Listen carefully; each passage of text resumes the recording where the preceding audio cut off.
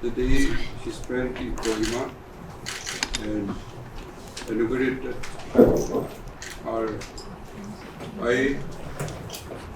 AI and then many other things, including this morning.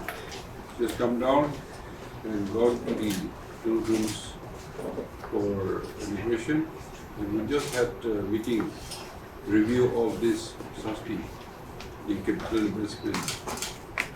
So now if any issue you want to ask, you may ask, and then you can give briefing also to the press.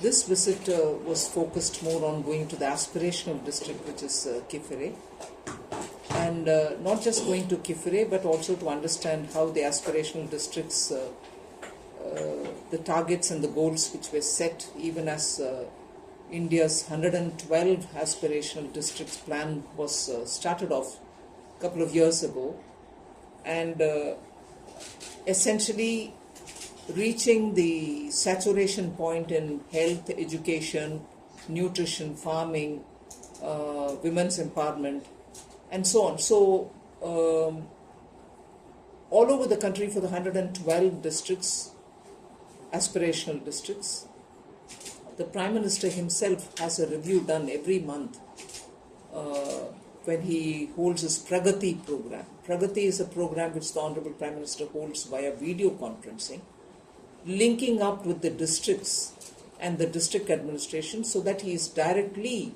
informed of the progress of various schemes which are launched, one of which is aspirational district as well. So while she monitors it every month, for us as ministers, we go to the Northeast, particularly the Northeast. Ministers are expected to visit at least one minister a month, and it may be that some months we have 4 of them visiting, each one visiting one state and so on. So all of us together put together 700 visits have been completed by ministers till now. Prime Minister himself has completed 70 visits to the Northeast. Now in that process, whenever we come, we do 2 things. At least I make it a point to do 2 things. One, visit the aspirational district, see what the progress is, whether saturation has been achieved in many of these socio-economic indicators, women's empowerment, health, nutrition, education, farming, and so on.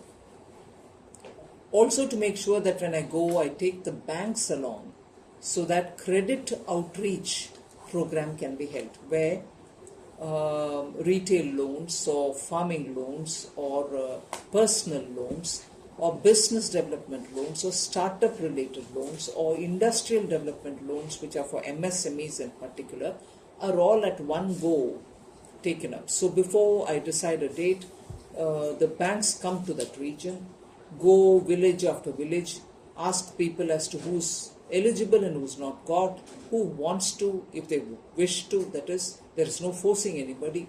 So if they want to take a mudra loan, which is collateral free, and want to do their business, they are welcome to. Or if there's a KCC loan which somebody needs, they have to give.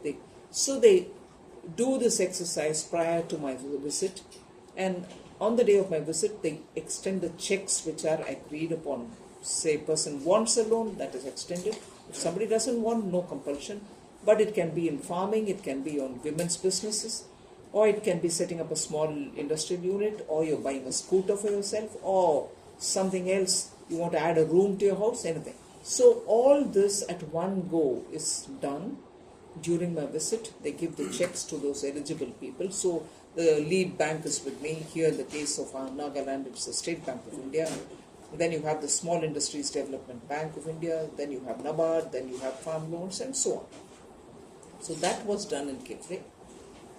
Saturation exercise or credit outreach was done.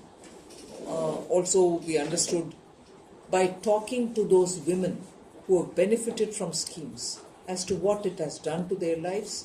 Have they really, taken forward their lives? What do they expect to become? Lakpati Didis were before me. I spoke to them. And I also visited an Anganwadi where I met up with the children, the trainers and the helpers in the Anganwadi. So Kifre visit had several dimensions to it. We also brought in CSR funds with which we helped the hospital, the district hospital, to have some medical equipments given, some ambulances given, and so on. So that was Kifre. And then we came back to Kohima, where in the National Institute of Electronics Training and Literacy, the NELIT as it is called, we brought in the Tatas, who have established the semiconductor manufacturing facility in Assam, to come and train the youth in Nagaland so that they can get trained in different stages of semiconductor manufacturing.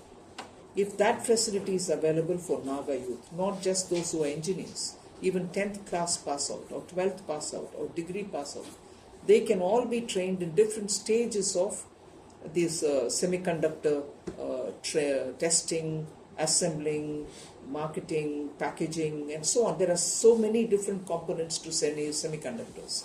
So the training is happening through the Tatas in Kohima's NELIT.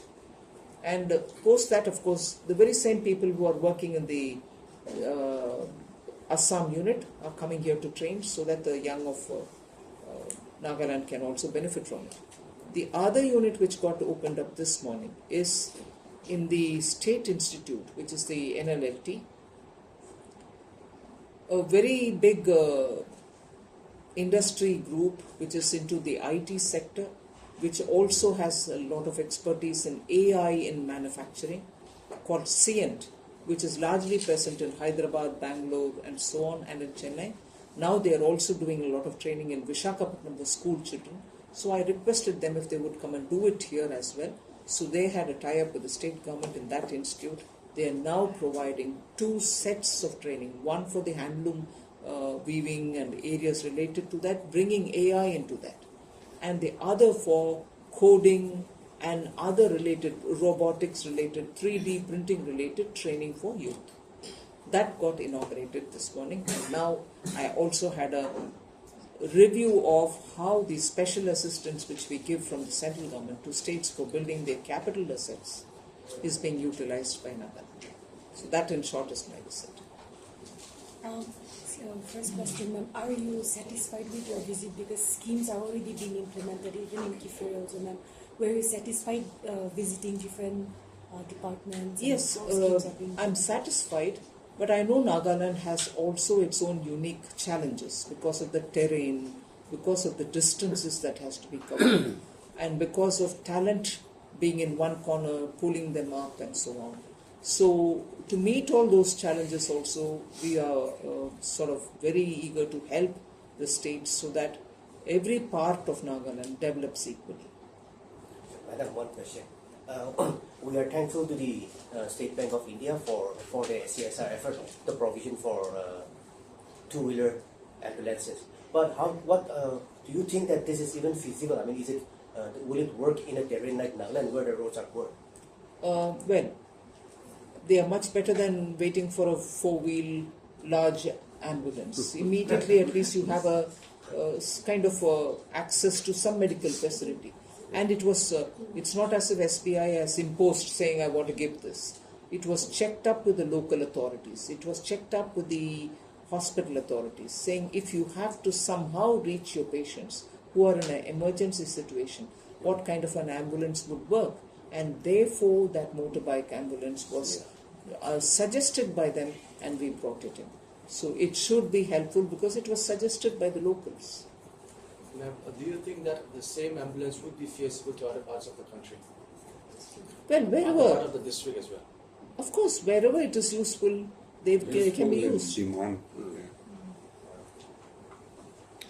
are we open to, Honourable Minister, are we open to a separate question apart from this visit? If I can just Of course you're open. Okay. That's okay. Just one last one. Yeah. Huh?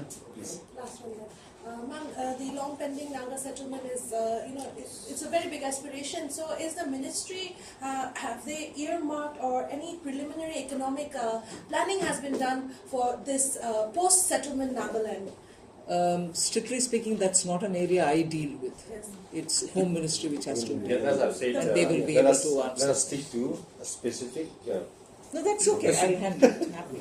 Don't worry. They're free. They're journalists and I'm in public life, so you're welcome to ask me the questions. There are districts in Nagaland with inadequate banking and digital financial access. Will the ministry push for more banks and improve digital? In fact, yesterday in my speech, I did say that the last time I had come, I was told more than 1,153 or 58, 1,100 or more. Places did not have, I think they were village counts, 1,153 villages, I think, which did not have a banking touch point. A banking touch point is an expression used for a brick and mortar branch or an ATM or a bank mitra who comes to help, or a local service center which also provides for banking facilities, or a India Post Payment Bank. Any of this. In a 5-kilometer radius, if one of them is present, it is called, you have a touch point, banking touch point.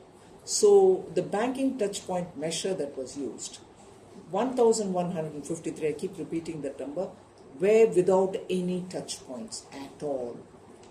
Today that number has come down to 15 only, meaning only 15 such village points have no banking touch points. Now we have, yesterday I said that elaborately in my speech in Kifri. That 15 also will now be taken care of and we will be providing banking touch point.